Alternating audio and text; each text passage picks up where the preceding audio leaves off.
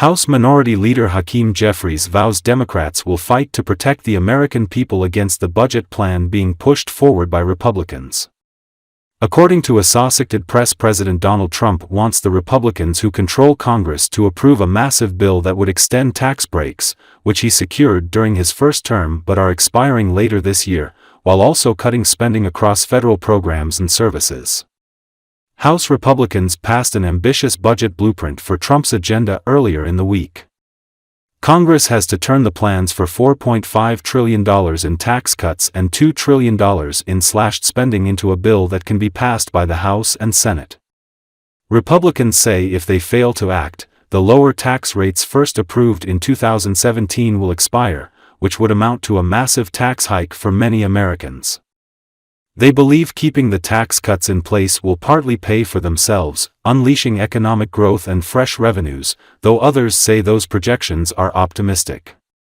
Democrats put up stiff opposition against the House GOP plan. One lawmaker dashed from California after a week's stay in the hospital and another returned to Washington for the vote with her newborn son. Democrats will spend the weeks ahead warning Americans what's at stake. Without steep cuts to federal programs, Republicans won't be able to claim the savings they need to offset the costs of the tax breaks. And without offsetting the costs, conservative GOP lawmakers won't want to vote for the final package. Good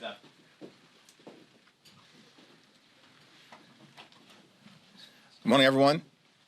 Earlier this week, House Democrats stood on the side of the American people. Every single member of the House Democratic Caucus stood on the side of the American people in opposing the reckless Republican budget scheme. The Republican budget will set in motion the largest cut to Medicaid in American history. What do you make of that, and why do you think it's happening, and what should Democrats be doing?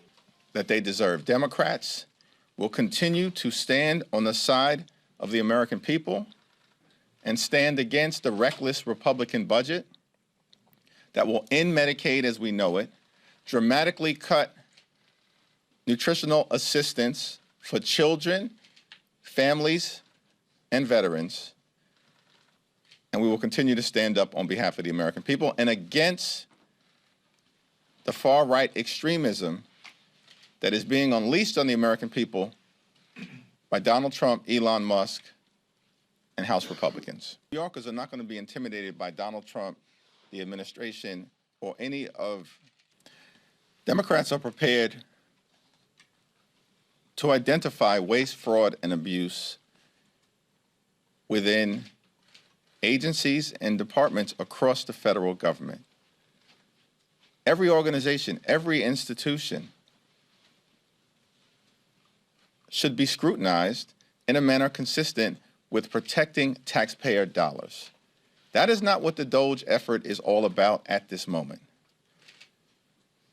Elon Musk and the DOGE minions that have been unleashed on the American people are actually stealing taxpayer data and stealing taxpayer money.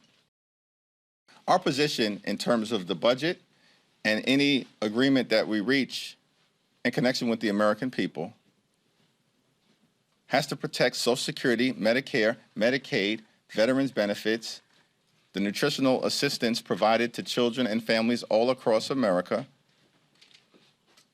and the American people. Hands off Social Security, hands off Medicare, hands off Medicaid. That's not a position that is new.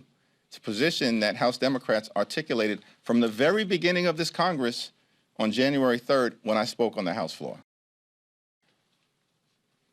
Republicans have a responsibility to fund the government in a manner that meets the needs of the American people.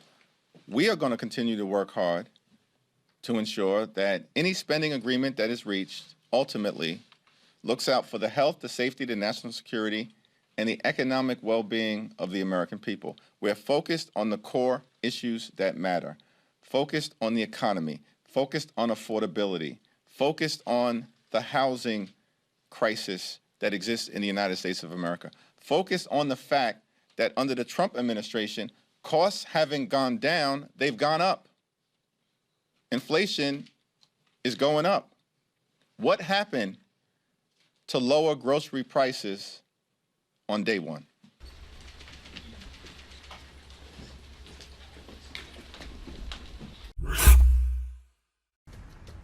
Russian oligarchs could be eligible to apply for the Gold Card, a $5 million path to U.S. residency and citizenship that U.S. President Donald Trump announced. Trump unveiled his Gold Card, a scheme to attract people of wealth to the U.S. while speaking to reporters in the Oval Office.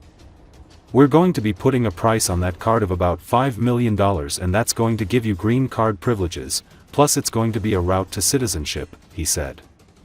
Trump said individuals who apply for the card would be heavily vetted, but did not name any countries that would be restricted from the program. When asked if Russian oligarchs would be eligible for the Gold Card, Trump said they could likely apply. "Yeah, possibly. Hey, I know some Russian oligarchs that are very nice people," he said. Trump said Russian oligarchs are not quite as wealthy as they used to be, an apparent reference to Western sanctions, but did not object to the idea of such individuals applying for the Gold Card. "I think they can afford $5 million, he said. The Trump administration had previously taken measures to soften Washington's stance against Russian elites, shutting down a government task force that sanctioned Kremlin-linked oligarchs.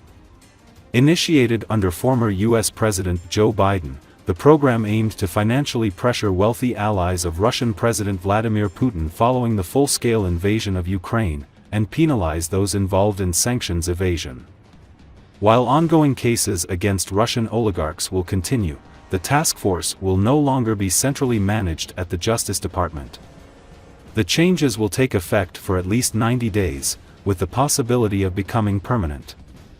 The task force previously seized assets from individuals such as Tsargrad TV channel owner Konstantin Malafyev and Dagestani senator and billionaire Suleiman Karimov.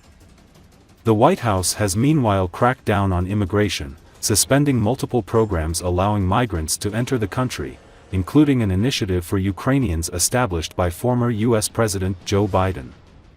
Trump has made increasingly friendly overtures to Moscow in recent days, including speaking with Russian President Vladimir Putin and arranging direct talks between U.S. and Russian officials without Ukraine's participation.